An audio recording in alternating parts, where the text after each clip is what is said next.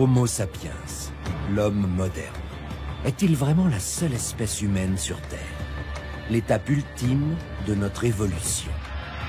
C'est ce que l'on croyait, jusqu'à une découverte extraordinaire qui remet en question tout ce que nous pensions savoir. Une véritable bombe scientifique qui va révéler un des plus grands mystères de notre passé et apporter de nouvelles réponses sur ce que nous sommes aujourd'hui. C'est au cœur du Pays basque espagnol que vient d'être découverte une étrange sépulture, vieille de plusieurs dizaines de milliers d'années. Une sépulture porteuse d'une révolution qui nous renvoie aux sources du métissage primitif, du jamais vu. Tout ça bouleverse complètement la compréhension que l'on a de l'histoire du peuplement, du début du Paléolithique supérieur. Et cette découverte-là que nous avons face à nous remet en cause, ou du moins questionne, l'auteur de l'art pariétal du Paléolithique supérieur.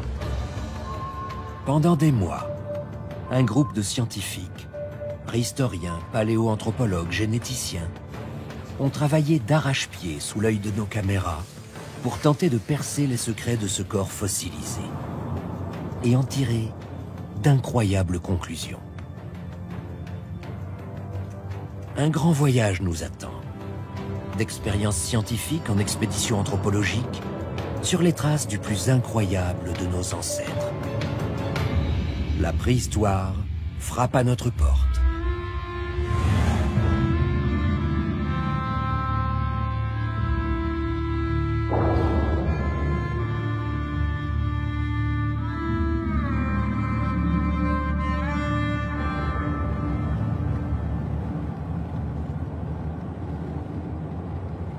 C'est sous le signe du hasard que commence notre enquête. Nous avions choisi de suivre dans son travail Nicolas Darvin, préhistorien rattaché à l'Institut français de recherche archéologique, quand celui-ci fut investi d'une mission singulière. Aller expertiser une énigmatique sépulture repérée chez un particulier. Il y a quelques jours, un agriculteur a en effet tenté de vendre sur Internet ladite sépulture. Mais il en a été empêché par les experts du service de l'État, dont le travail est de démasquer d'éventuels trafiquants de biens culturels. Nous devons à tout prix être extrêmement prudents afin que ces découvertes archéologiques ne se retrouvent pas sur le marché de la contrebande, mais surtout celle-ci semble potentiellement exceptionnelle puisqu'au vu des premières photographies que nous avons vues, il pourrait s'agir d'une sépulture préhistorique, ce qui reste une découverte tout à fait exceptionnelle pour la communauté scientifique. Il est accompagné par Juanita Cortés, archéologue elle aussi, chercheuse au Centre d'archéologie de Bilbao, en Espagne.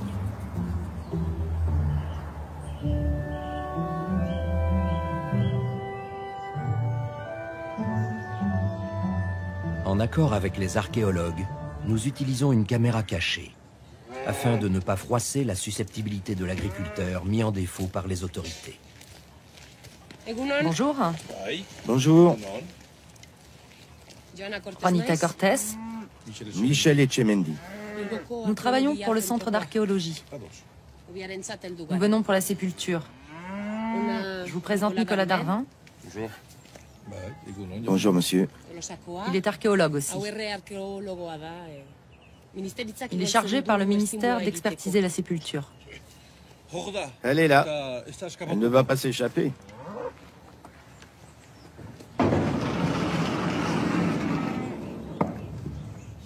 Venez. Tout ça appartenait à mon grand-père, Gorka Iñaki Etchemendi. Il a parcouru le monde entier. J'ai trouvé la sépulture dans cette caisse en bois. J'ai pensé que ça pouvait intéresser quelqu'un. J'ai vu exactement la même chose dans un reportage à la télé.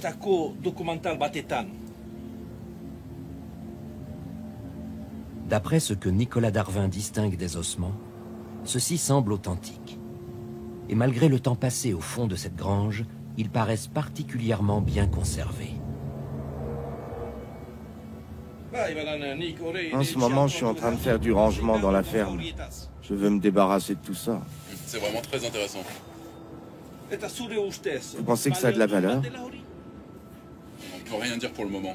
On doit l'emporter au laboratoire, l'analyser et on verra bien les résultats ensuite. On va mettre le crâne à part, il est vraiment très fragile.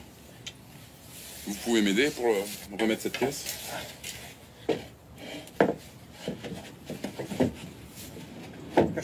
Attention vos doigts. Mandaté par les autorités pour effectuer toutes les vérifications nécessaires, Nicolas Darvin réquisitionne la sépulture. Si les analyses confirment son authenticité, la valeur scientifique de cette découverte est potentiellement très grande. Il est temps de chercher à comprendre qui est cet humain fossilisé, d'où il vient et surtout de savoir de quand il date. L'enquête s'annonce délicate, compte tenu des conditions dans lesquelles la sépulture a été retrouvée. Elle n'a pas été découverte en fouille, ce qui prive les chercheurs de nombreuses informations et d'indications précises quant au contexte de cette lointaine inhumation. Ici, seuls subsistent des ossements et un sac de toile de jute rempli de silex. Ces silex sont indubitablement d'âge paléolithique supérieur, c'est-à-dire entre 30 et 20 000 ans. Il faut maintenant pouvoir montrer si ces silex sont bien associés à ces ossements, et si tel était le cas, alors on aurait une découverte tout à fait exceptionnelle pour la communauté scientifique. De telles trouvailles demeurent rares à l'échelle internationale. Pour le paléolithique moyen, qui concerne à la fois les découvertes relatives à Sapiens et Néandertal, nous ne connaissons à ce jour pas plus d'une quarantaine de sépultures.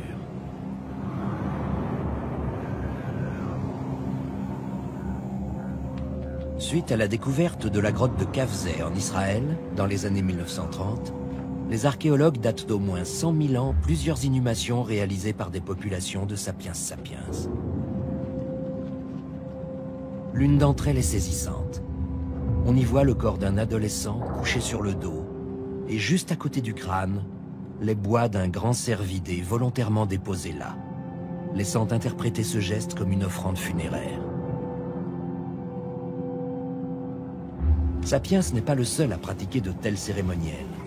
Plusieurs sépultures néandertaliennes nous le prouvent. Que ce soit au Proche-Orient, vers 65 000 ans, ou plus récemment en Europe. La première sépulture de ce type est découverte en 1908 par les abbés Jean et Amédée Buissonnier, près de Brive en Corrèze. C'est dans la grotte de la Chapelle aux Saints que ces derniers mettent au jour le squelette entier d'un individu couché en position fétale et inhumé dans une fosse creusée intentionnellement à cet effet par des Néandertaliens. Elle atteste que les Néandertaliens ont eux aussi des rites funéraires.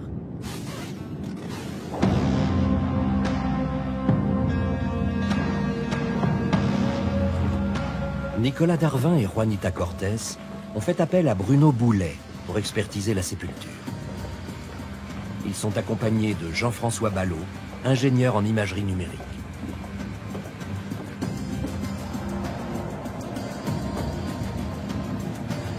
Bruno Boulet, paléoanthropologue, a déjà fouillé de nombreuses sépultures préhistoriques.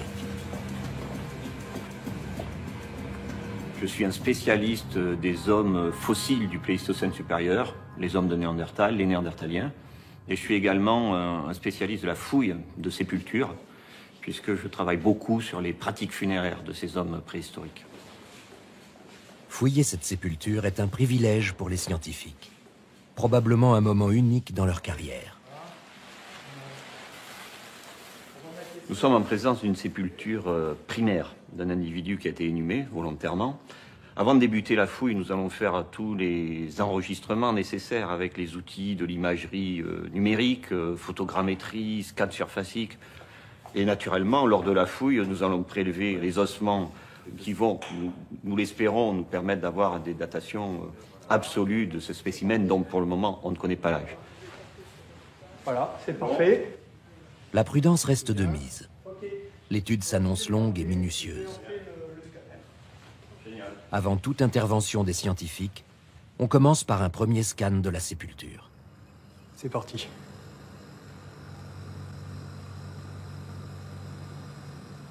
Le travail d'imagerie doit se faire à chaque étape de l'expertise. Il permet de créer une base de données documentaire consultable par tous les scientifiques impliqués dans l'enquête. Ici, elle est doublée par un travail de photogrammétrie, qui permet de restituer plus précisément des éléments de matière. Le questionnement scientifique, lui, reste empirique. Et le crâne trouvé séparé du reste de la sépulture est un des premiers éléments à élucider.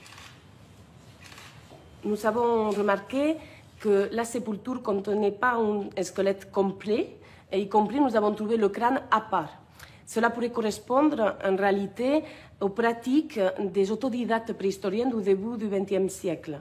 Ce qu'il faut comprendre, c'est qu'à cette époque-là, les sépultures étaient conservées d'un bloc, et ensuite elles s'étaient plâtrées, ce qui rendait presque impossible la possibilité de les déplacer ou de les montrer à qui voulait bien le voir à cette époque-là. En revanche, un crâne, c'est beaucoup plus léger, on peut le ranger dans une boîte et il peut suivre le préhistorien tout au long de son parcours. Et qu'est-ce que tu penses du sexe de l'individu? C'est une question très difficile, puisque quand tu regardes l'humérus, ici, tu t'aperçois qu'il est long et très puissant avec un diamètre antéro-postérieur très grand. Donc sur la base de ça, on peut supposer qu'on est en présence d'un individu adulte. La seule façon pour apporter une réponse à cette question, il faudrait qu'on fouille la zone du bassin. Donc ce que je te propose, c'est qu'on commence à fouiller à peu près à ce niveau-là, au niveau du bassin. Tu veux regarder une coupe ici? Ouais, faire une coupe dans cette zone-là, et puis ça nous donnera une petite idée d'une sorte de stratigraphie interne au volume du corps du cadavre. Ok. Ok. Ok, on fait comme ça.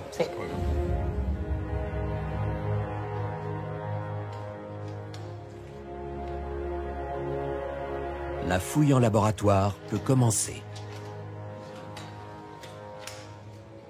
Plus facile qu'une fouille in situ, elle n'en reste pas moins une étape particulièrement délicate.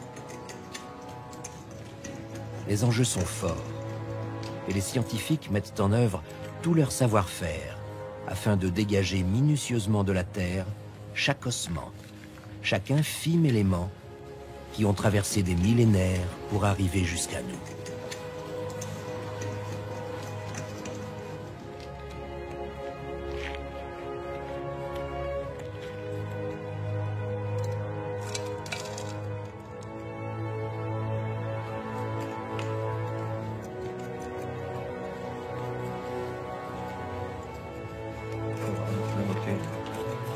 Cendre et charbon de bois au niveau de l'aile iliaque. Filmer cette étrange autopsie va s'avérer un moment unique pour nous, car les scientifiques sont sur le point de faire une découverte fondamentale. Ça, C'est épais, hein. Et ça, qu'est-ce que c'est? C'est étrange. Voilà. C'est un peu étonnant, non? Ouais, ce sont des éléments. Ça a l'air d'être de l'os, c'est en connexion. Ouais. Tu veux un outil plus fin? Oui, donne-moi s'il te plaît une pince plus fin dans tous les cas. 8. Un 8, ça ira très bien. Ouais. Enfin là, c'est autre chose. On a quelque chose en connexion anatomique, c'est sûr. Il y a plusieurs éléments. 1, 2, 3, 4 de ce côté. Ouais, encore plus du côté de Nicolas. C'est un fœtus? Ouh, c'est... Ouais, côte. je pense que tu as raison. Oui, ce sont des côtes.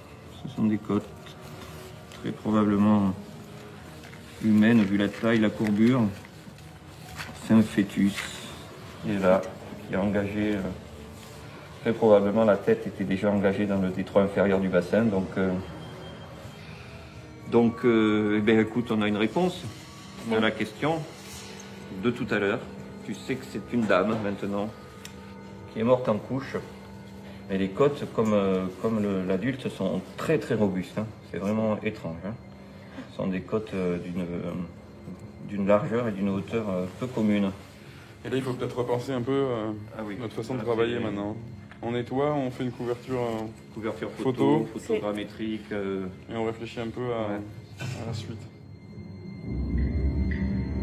La trouvaille est majeure. La sépulture serait celle d'une femme morte en couche. Pour autant, ces professionnels restent calmes et méthodiques. Ils connaissent le chemin à parcourir avant de percer tous les secrets de cet inconnu et de son enfant. Et plus longue encore est la distance qui les sépare de l'annonce de leur découverte.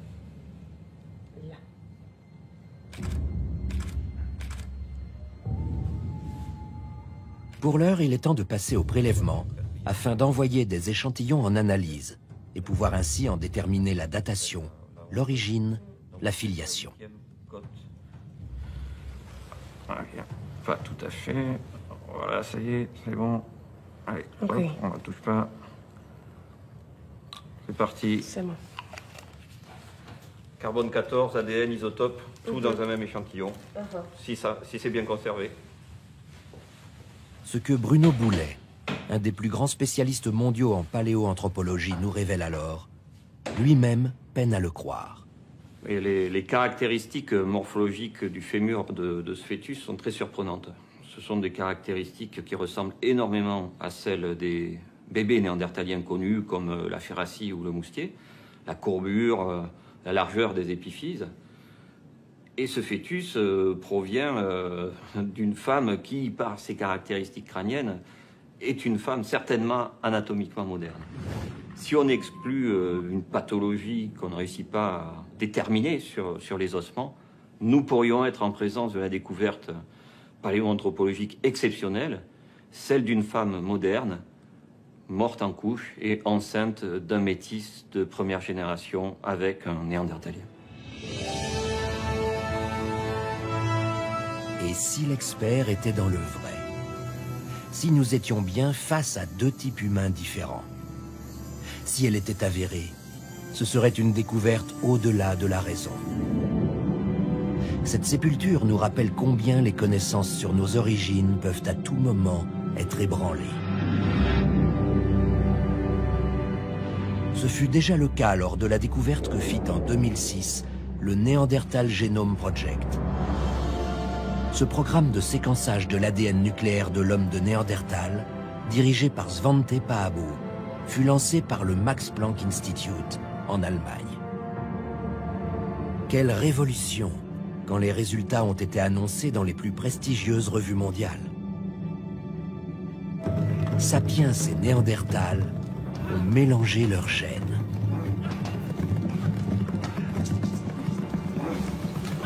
Nous savons désormais qu'il y eut des épisodes de reproduction entre ces deux espèces que tout semble opposer.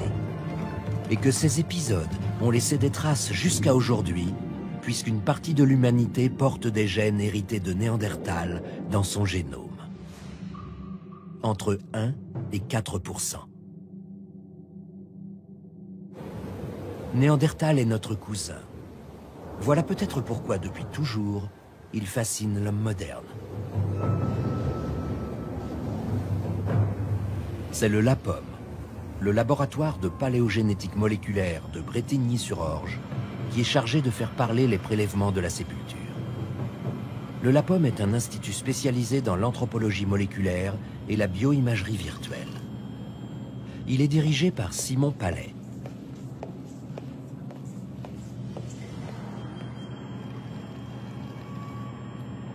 Le LAPOM est un laboratoire spécialisé dans la recherche sur l'ADN ancien. Il est désormais possible de décrypter le génome des Homo sapiens, mais aussi des Néandertaliens. C'est une perspective inenvisageable, ne serait-ce qu'il y a 15 ou 20 ans. Mais c'est très compliqué, très difficile, parce que l'ADN ancien est souvent très dégradé et en faible quantité. Les analyses sont maintenant en cours. Les prélèvements osseux ont été nettoyés, broyés, mixés, décalcifiés, puis traités avec des agents émulsifiants pour que l'ADN puisse en être extrait et ainsi examiné. L'ADN est ensuite séquencé. Les séquences sont alors retranscrites et pourront être comparées les unes aux autres.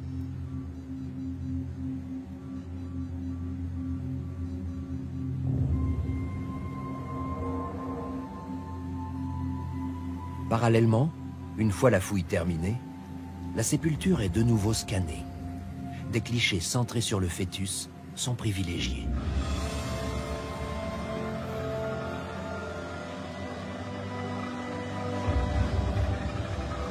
La nouvelle restitution en 3D permet d'étudier les différents ossements du fœtus sous toutes les facettes.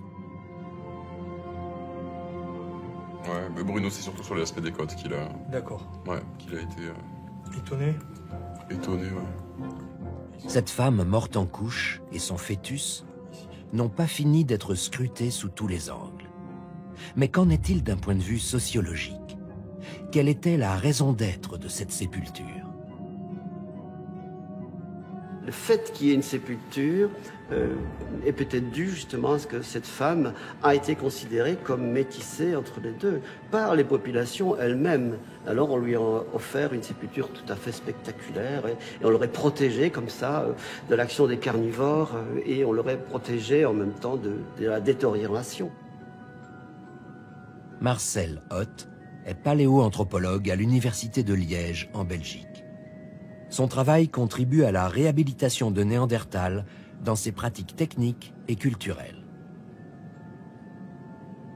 Il est possible que ce soit le résultat d'une action rituelle qui protège cette personne qui porte les deux destins, le destin ancien des Néandertaliens, le destin nouveau des hommes modernes, que l'on aurait donc compris cette ambiguïté et que l'on aurait ainsi donné un destin par cette sépulture qui protège la dame défunte.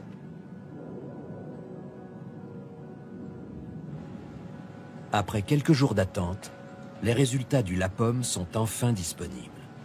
Le doute n'est plus possible. Les résultats sont clairs au plan analytique et quoique un peu surprenants. L'ADN de la femme correspond parfaitement à la variabilité connue des populations Homo sapiens sapiens du Paléolithique supérieur européen. D'ailleurs, elle correspond avec des exemplaires que nous avons déjà analysés dans le laboratoire, notamment des vestiges humains d'un site russe pouvant être daté de 25 000 ans. Mais la surprise vient des analyses pratiquées sur les échantillons prélevés sur le nouveau-né. Ils s'écartent clairement de la variabilité génétique connue des sapiens sapiens. Les seules comparaisons possibles avec l'ADN du nouveau-né sont des néandertaliens que nous avons déjà analysés au LAPOM. Donc je peux confirmer formellement les résultats. La femme est Homo sapiens et l'enfant néandertal.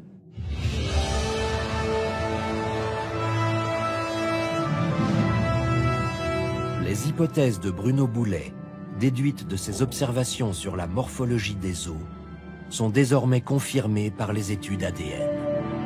Mais ce n'est pas tout. Nicolas Darwin vient de recevoir les résultats des datations au carbone 14 faites à Oxford en Angleterre. Et le résultat est sans appel. La mère et l'enfant sont vieux de 25 000 ans. Certains néandertaliens étaient donc encore présents plus de 10 000 ans après la date faisant consensus pour situer leur extinction. Pour le préhistorien, c'est là l'information la plus inattendue. Le plus gros scoop qu'il n'aurait jamais pu imaginer.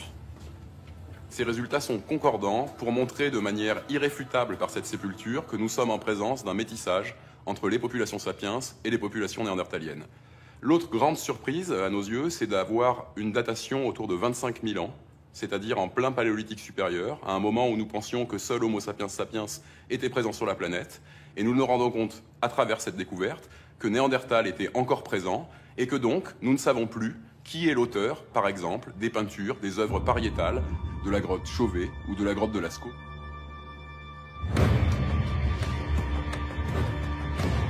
Qui sont les artisans de ces cultures? Où étaient ces Néandertaliens qu'on n'a pas retrouvés depuis 150 années de recherche? Tout ça sont autant de questions qu'ouvre cette découverte assez exceptionnelle, unique au monde. Et cette découverte va nous obliger à partir à la recherche de nouvelles informations. Néandertal et Sapiens ne se ressemblent pas physiquement, c'est un fait. Et pendant longtemps, leurs cultures ont été formellement opposées. Mais aujourd'hui, Néandertal s'est vu réhabilité à sa juste valeur par de nombreux préhistoriens. Les techniques développées par les Néandertaliens sont les plus performantes possibles en matière lithique, sur la pierre. Sont les plus intelligentes, les plus raffinées, pas de doute. C'est une preuve d'intelligence et de maîtrise absolument époustouflante, prestigieuse. On reconnaît également son statut de chasseur de grands mammifères, alors qu'auparavant, beaucoup voyaient en lui un opportuniste charognard. son image se modifie au fil des découvertes archéologiques. Ainsi, Néandertal n'est pas inférieur à nous, il est juste différent.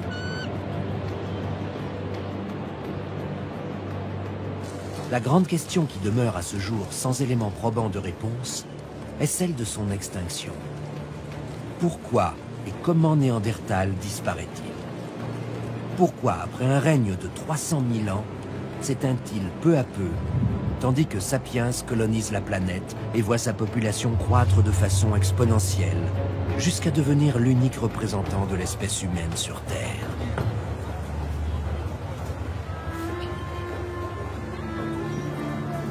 La découverte de la sépulture pose la question avec plus d'acuité encore.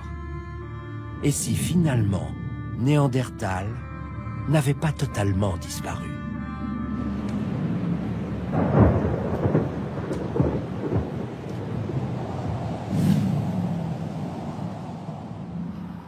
La responsabilité de Nicolas Darwin est énorme. Il doit désormais remonter la piste afin de percer les innombrables mystères de cette mère et de son enfant venus du bout des âges. L'archéologue retourne donc au Pays Basque afin d'inspecter la grange où la sépulture a été découverte. Soucieux de faire preuve de sa bonne foi auprès des enquêteurs, l'agriculteur a accepté la présence de nos caméras.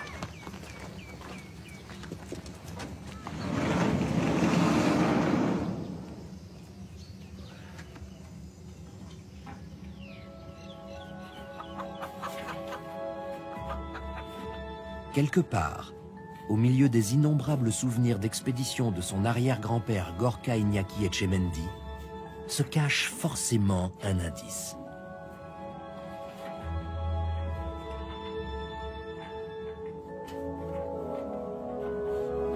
Les archéologues fouillent sans relâche dans le capharnaüm poussiéreux de ce fantasque personnage qui, voilà une centaine d'années, a rapporté la sépulture chez lui.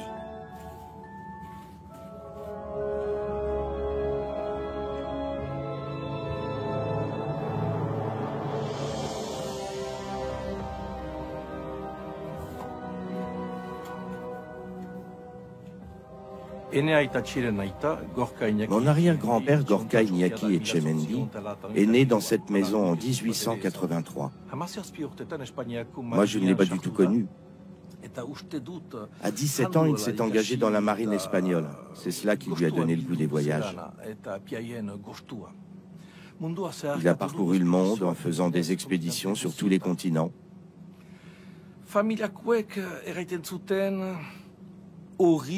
C'était un peu l'original de la famille. Il était avant tout un collectionneur. On dit de lui qu'il avait bon cœur et qu'il aimait aussi faire des cadeaux.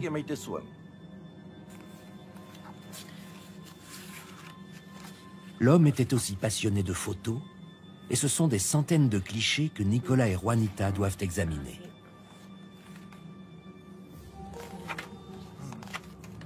C'est lui. C'est Gorka Iñaki Etchemendy. Les premiers portraits de l'explorateur apparaissent. Collectionner les papillons. Et enfin, la sépulture. On voit quelqu'un là avec une caméra. Nicolas, ça c'est la sépulture qu'on a trouvée. Ça c'est la caisse. 1922. Donc on aurait peut-être la date 1922 de la découverte. Andrea Tarantin, film Aguilera. Donc il y a un film. Il y a un film de la découverte. C'est quand même fou. Hein, mais à l'époque, ils pouvaient filmer les expéditions, hein, c'est possible. Vous avez trouvé un film ou quelque chose, non? Non, je crois pas.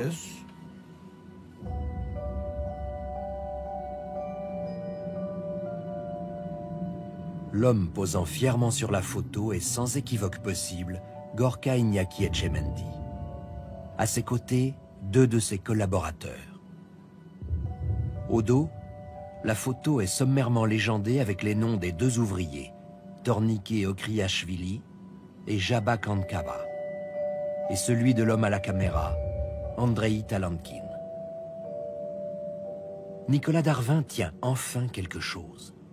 Des noms et une date. 1922. Surtout, la présence du caméraman apporte un nouvel espoir. Il y aurait donc peut-être un film.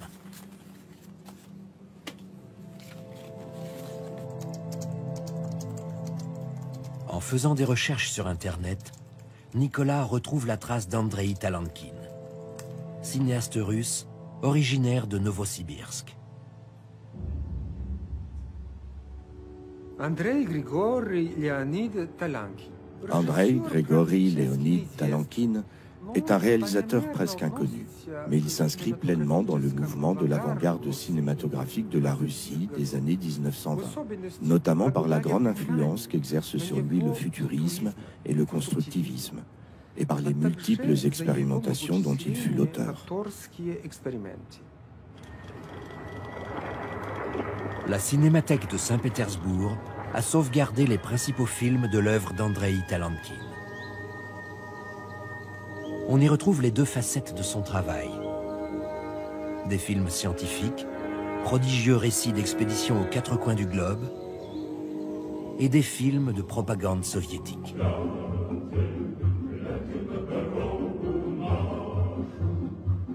La vérité du monde et l'artifice politique dans une seule et même œuvre.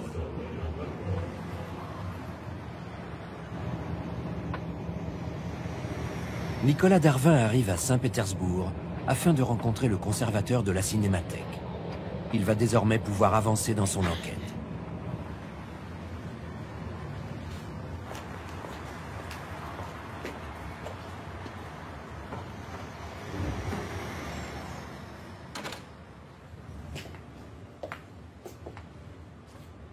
Tisha Gromsky a préparé la venue de son invité français en exhumant pour lui les archives d'Andrei Talankin. J'ai une très bonne surprise pour vous. Vous n'êtes pas venu pour rien. Cette piste russe est son seul espoir de retrouver le film de l'expédition, puis de localiser le lieu de la découverte. L'enjeu est fondamental.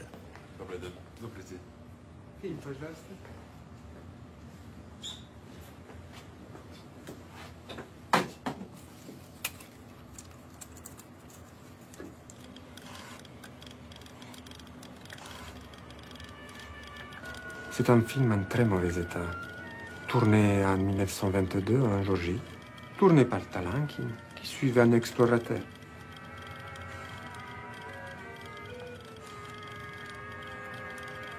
Finalement, les images tant attendues apparaissent.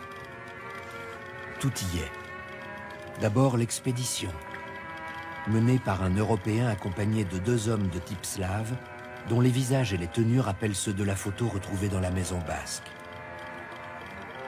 Pas de doute, il s'agit de Gorka Iñaki Etchemendi avec ses deux ouvriers.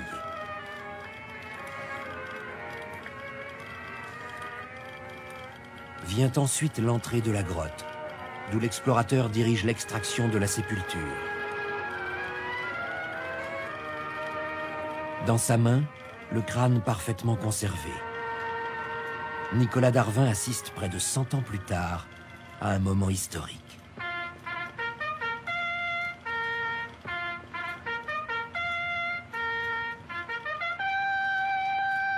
Les preuves s'accumulent. Et sur la boîte de la bobine du film, la date et le lieu apparaissent de manière précise. 1922, tournage en Géorgie, grotte de Zayou-Kovoko. L'archéologue sait désormais où chercher. Pourra-t-il bientôt apporter la dernière preuve manquante?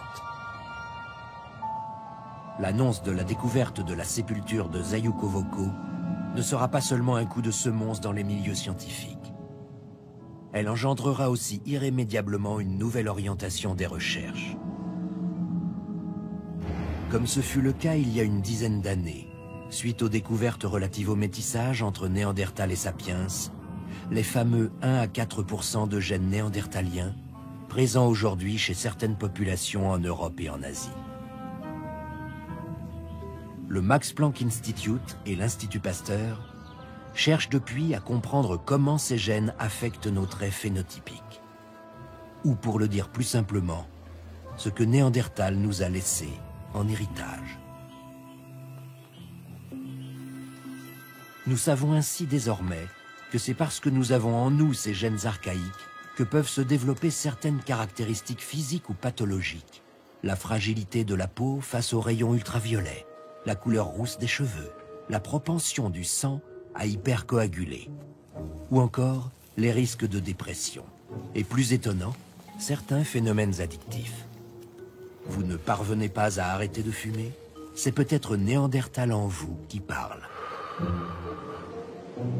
Oui, notre métissage ancien avec Néandertal influence encore aujourd'hui notre santé et nos comportements. Le comportement, justement, c'est ce sur quoi ce laboratoire de paléoarchéologie comportementale travaille. Depuis qu'il l'a fondé en 2011, le professeur Jean-Paul Chasuble cherche à comprendre quelle influence nos gènes primitifs ont sur notre comportement. L'homme actuel a entre 1 et 4% de gènes néandertaliens. Nous avons choisi un certain nombre de volontaires auxquels nous voulons faire passer quelques tests, d'abord pour vérifier quel est leur pourcentage de gènes néandertaliens. Ce qui nous intéresse, c'est des gens qui ont plus de 10% de gènes néandertaliens. Ces expériences auront pour but, et déjà depuis quelques années, nous travaillons sur ce processus-là, auront pour but de mesurer si la présence de gènes néandertaliens en grand nombre modifie leur comportement en différents aspects, par exemple leur rapport avec la nature, leur rapport avec les événements qui se produisent soudainement, leur rapport avec les animaux, leur rapport avec la socialité, leur rapport peut-être avec la sexualité. Ici, des volontaires de tous horizons se plient à de multiples tests et analyses menés sous le regard attentif d'une équipe de scientifiques qui étudie l'expression fonctionnelle de certains gènes. Ceux hérités de notre ancestralité néandertalienne en particulier. Vous allez participer à une expérience d'oculométrie cognitive. On va essayer de voir ce que vous allez voir quand on va vous présenter des images. Et donc ce casque va permettre de mesurer l'activité électrique de votre cerveau. Et vous aurez aussi ensuite devant les écrans des lunettes qui nous permettront de mesurer exactement ce que vous voyez et où vous voyez principalement. Ce volontaire s'appelle Max Martel. Et il est l'individu connu à ce jour pour avoir le taux de gènes néandertaliens le plus élevé au monde, 66%. Un phénomène à lui tout seul. D'ailleurs, certains aspects de son comportement au quotidien ont attiré l'attention du professeur Chasuble. Il est un amoureux de la nature, dont il peut parler pendant des heures et pratique dans son propre jardin la permaculture, une technique écologique qui consiste à utiliser le moins d'eau possible pour faire pousser les plantes. Néandertal, justement, se démarque de Sapiens par le respect dont il a toujours fait preuve pour l'environnement et la capacité qui fut la sienne de vivre des centaines de milliers d'années en harmonie totale avec la nature. Le professeur Chasuble pose en conséquence l'hypothèse que la sensibilité écologique, qui n'est pas partagée loin s'en faut par tous les humains d'aujourd'hui, proviendrait de la prééminence de ces gènes archaïques.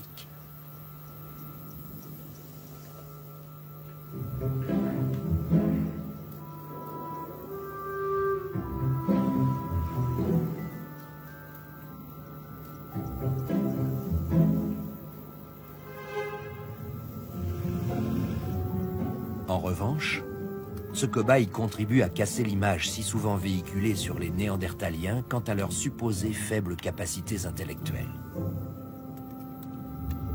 Car lui est développeur Internet, un véritable geek capable de jongler avec les codes et les algorithmes. Un homme particulièrement à l'aise avec la technologie. Comme quoi, Néandertal ne devait pas être si stupide que ça.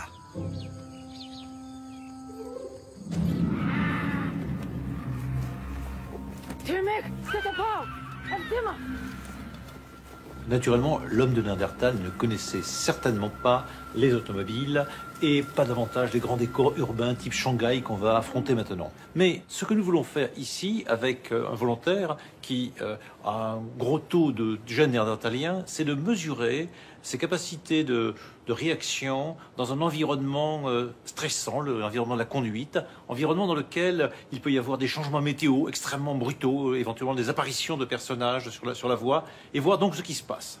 nous espérons mesurer des différences par rapport à des individus ordinaires. Alors Linda va installer un capteur électrodermal qui nous permettra de mesurer les effets de sudation sur notre volontaire et de voir ce qui se passe.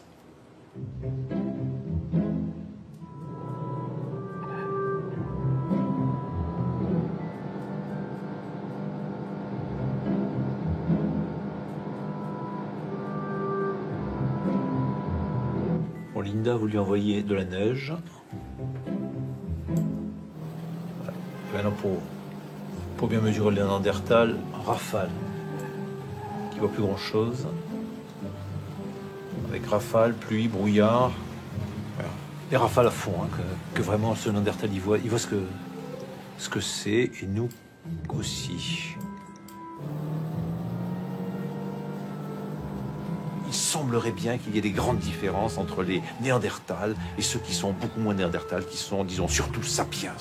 Il est possible que, à l'arrivée de nos expériences, dans une année peut-être, quand on aura fini le processus, eh bien, on n'ait pas de grandes différences. Mais nous aurons gagné au moins de détruire quelques fantasmes, à ce moment-là, qui sont peut-être d'ailleurs les nôtres, et puis nous aurons fait quelques progrès sur nos protocoles expérimentaux. Donc ce sont des expériences que nous menons et que nous mènerons avec un but scientifique, mais aussi, on peut dire, épistémologique, de réflexion sur ce que nous faisons. Pour rebondir sur l'hypothèse du professeur Chasuble, et au vu des nombreuses découvertes qui se font jour à mesure que nous avançons dans cette passionnante enquête, une question se pose. Si Néandertal l'avait emporté sur Sapiens, comment serait le monde aujourd'hui? Si tout porte à croire que Néandertal avait une pensée symbolique qui le rapproche de l'homme moderne, enterrer ses morts, utiliser des couleurs, créer des outils, là où il se distingue clairement de nous, c'est sans doute dans son rapport au monde et à la nature. Avec Sapiens, l'homme prend possession du monde. Il s'étend sur la planète comme une colonie de fourmis sur les restes oubliés d'un repas. En quelques dizaines de milliers d'années après sa sortie d'Afrique, il a mis la Terre au pas et menace par son activité toujours plus intense sa faune, sa flore, sa couche d'ozone, et jusqu'aux membres de sa propre espèce. Une des voies de survie de l'homme actuel serait de revenir au mode de vie et aux valeurs des Néandertaliens, qui eux étaient en harmonie avec leur nature. Néandertal, lui, a vécu plus de 300 000 ans sur la Terre, et toujours il l'a respecté. 300 000 ans, et aucune séquelle sur la planète. Alors, écolo Néandertal? Ouais, il était écologique. Ouais. Et je suis persuadé que ce n'était pas par hasard, c'était vraiment une conception. Certes, tout porte à croire qu'il n'aurait jamais développé nos innombrables technologies, nos multiples inventions et notre spectaculaire capacité à produire encore et toujours plus. Mais contrairement à nous aujourd'hui, il ne serait pas en train de se demander quel monde il laissera à ses enfants.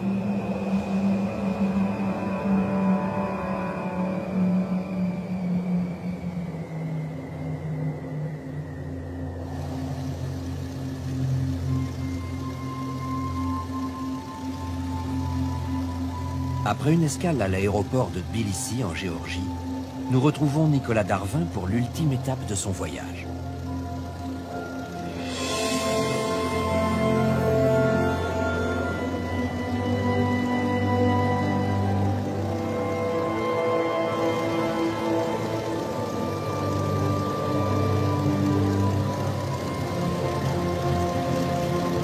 C'est sur l'aérodrome de Sloditova, situé dans une vallée du piémont du Grand Caucase, que le petit avion qui le transporte atterrit.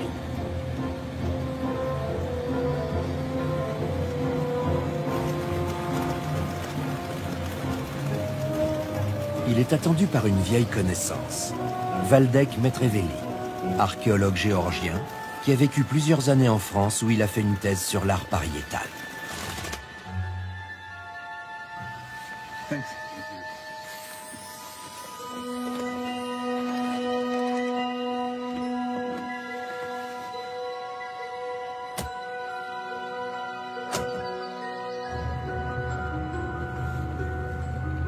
Munis de leur équipement, les deux hommes partent en voiture sans plus attendre, à la recherche de la grotte de Zayukovo.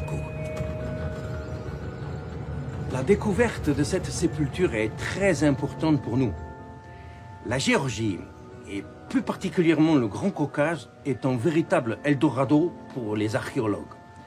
Car la région occupe un endroit stratégique pour bien comprendre les grandes migrations humaines depuis l'Afrique, le Proche-Orient, la région du Caucase et le continent européen.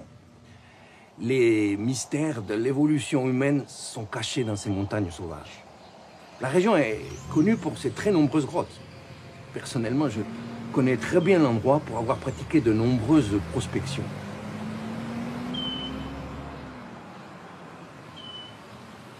La grotte de Zayukovo n'est répertoriée sur aucune carte.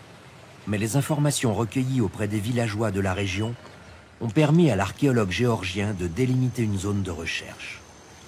La longue enquête de Nicolas Darvin touche enfin au but. Au bout du chemin, la grotte et ses secrets l'attendent.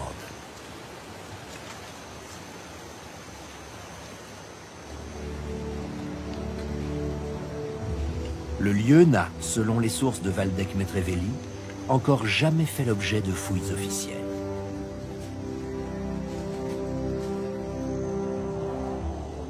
Tous les espoirs sont permis. Et tandis que les deux hommes s'enfoncent dans cette dense forêt, nous nous prenons à rêver à tout ce qu'ils pourraient encore y trouver.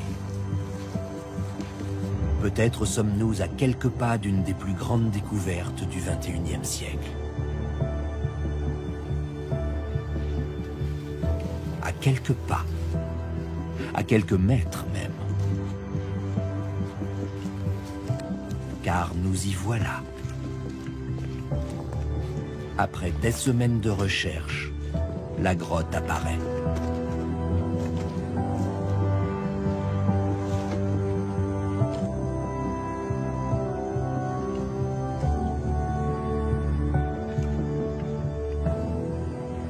Nicolas Darvin marche sur les traces de Gorka, Iñaki et Tchemendi.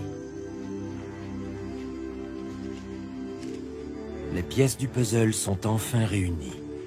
L'ultime révélation est à portée de main.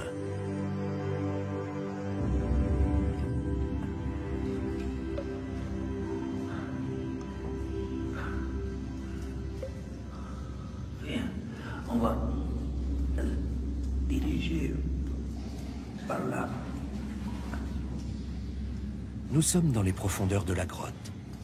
Incroyable sensation d'être revenu des milliers d'années en arrière.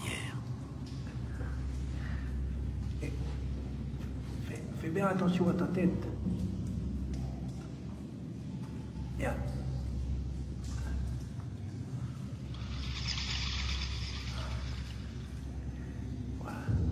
Soudain, on aperçoit une cavité éclairée. Une lumière qui jaillit au milieu de l'obscurité. Bien. Suis-moi. Attends, je passe premier. Là. On s'approche à pas de loup. Et la vérité éclate. Néandertal est toujours vivant parmi nous. En pleine cérémonie funéraire. Comme si de rien n'était.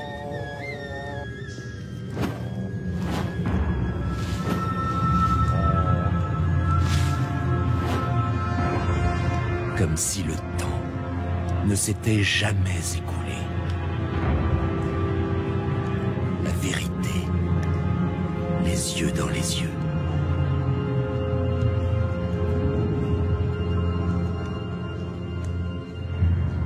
Coupez!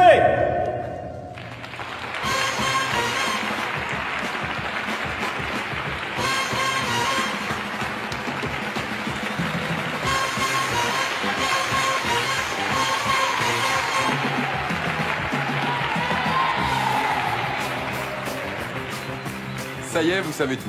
Vous avez suivi pendant une petite heure l'histoire d'une fantastique découverte archéologique. Vous vous êtes passionné pour cette intrigante sépulture d'une femme sapiens qui aurait pu donner naissance à un enfant néandertalien. Vous avez suivi les pas des scientifiques, au laboratoire et sur le terrain. Alors ne soyez pas déçus si cette découverte n'a jamais existé. Elle est le fruit d'une collaboration entre scientifiques et auteurs de fiction. Alors certes, une femme sapiens n'a jamais donné naissance à un enfant néandertalien. Et personne sur la planète aujourd'hui ne porte 66% de gènes néandertaliens comme dans ce film. Mais qui aurait pu imaginer, il y a seulement 20 ans, que nous tous aujourd'hui portions les traces de ce métissage vieux de plusieurs dizaines de milliers d'années entre l'homme de Néandertal et Homo sapiens sapiens. Mais attention, tout n'est pas faux dans ce film, bien au contraire. C'est un principe de la science que de pouvoir se démentir elle-même au gré de ses progrès et des nouveaux objets d'étude qui s'offrent à elle. Il n'est pas de certitude scientifique qui ne puisse un jour être ébranlée, partiellement ou totalement. Par contre, ce que vous faites dans une fiction va ouvrir l'imagination. Je pense que la fiction est la clé de voûte de la découverte, la clé de voûte de la connaissance et de la science par conséquent. Si le sujet de ce documentaire relève aujourd'hui de la science-fiction, qui sait ce que demain nous réserve ?